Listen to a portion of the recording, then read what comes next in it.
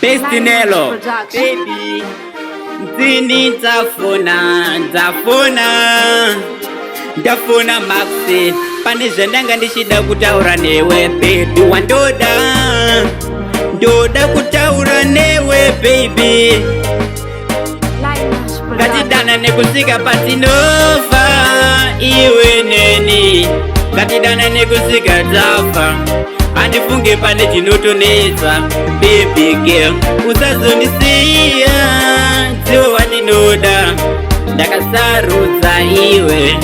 chengetedza moyo wangu baby girl vamwe vanodana zvakanaka pasina kakupokana baby ngatidzidzire zvinoitawo vamwe kapati ini newe tisazobva takasiyana make love chete tinotemba kuna Mwari ini handive ndakusiya wandinoda rudo rwangu ndinokupa iwe baby zvese ndinokupa anembokusiya ndichikuda ndinokupa zvese zvaunoda baby asi usazondisiya ndiri ndega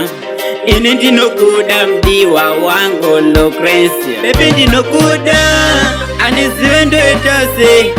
kuti uzoziva ndinokuda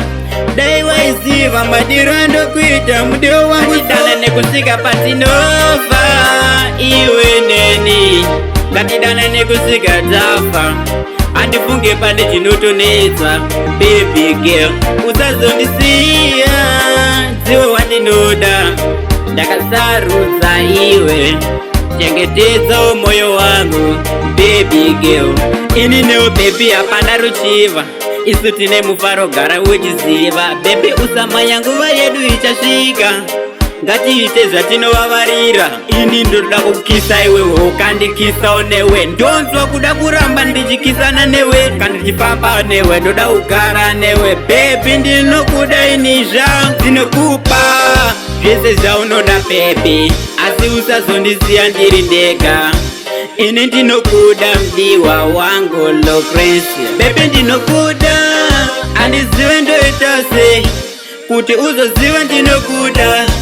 dai waiziva madiro andokuita mudiwa wangu so KKB Studio iwe neni ngatidana nekusika tafa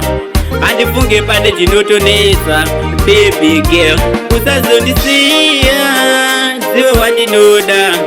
ndakasarudza iwe chengetedza moyo wangu baby girl vamwe vanodana zvakanaka pasina kakupokana baby ngatidzidzire zvinoitawo vamwe kapati ini newe tisazobva takasiyana make love chete tinotemba kuna Mwari nova iwe neni ngatidana nekusika tafa andifunge pane chinotonetsa baby girl